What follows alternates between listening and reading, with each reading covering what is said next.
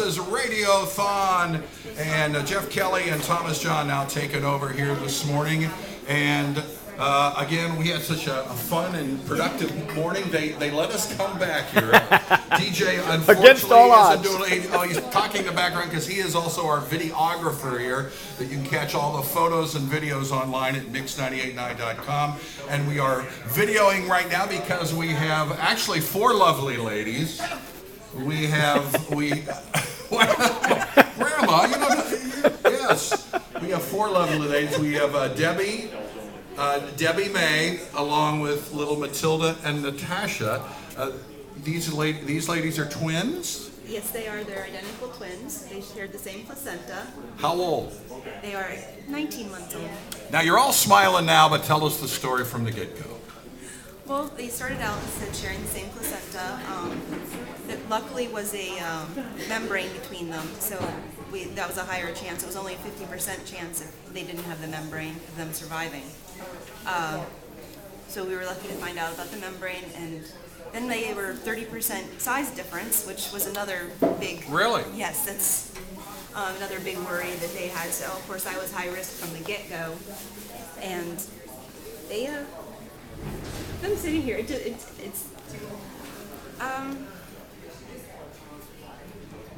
a miracle. It is. It's a miracle. I'm sorry. I'm trying not to cry. Crying's we know it's tears of joy now. It is. It's they've had blood transfusions when they called me up to ask for a blood transfusion, which was a few weeks later after they were born. They were born on February 2nd via emergency C-section.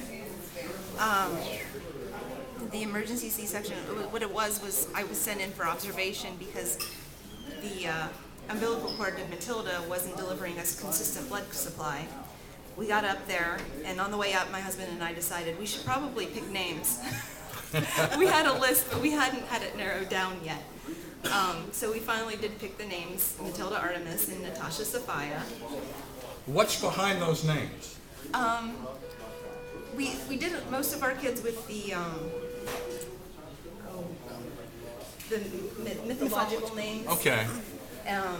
Lydia Valkyrie and Gwendolyn Athena. Cool. But Sophia was just a name that my husband liked. Also, he had a grandma Sophia that he absolutely adored. So it worked out really well. So we got up there. Matilda, after a few hours, had straightened herself out. The blood cord, it started delivering the blood supply perfectly fine. However, Natasha's heart rate was going down. So they told me they were getting a C-section in an hour, which I flipped. I was crying, I was shaking. I was asking for my dad.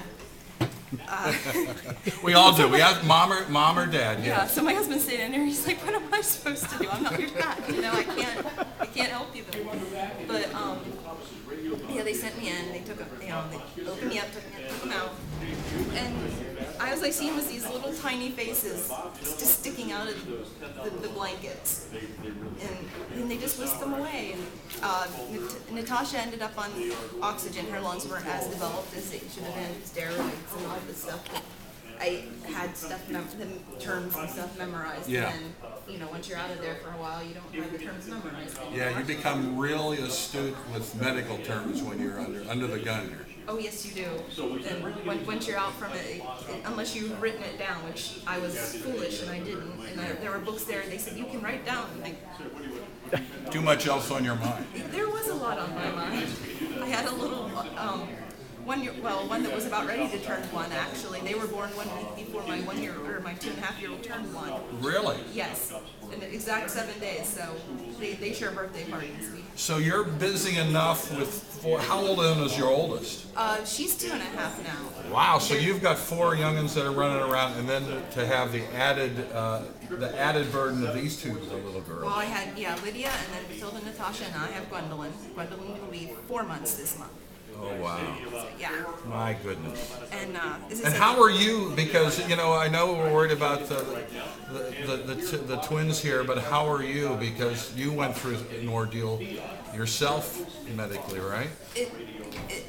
With the C-section and everything, it was, they can't just wheel down the babies to see you. I was up at St. E's for this. And so I I had to get up, you know. They expect you, they want you to move up and moving. So of course it's a lot of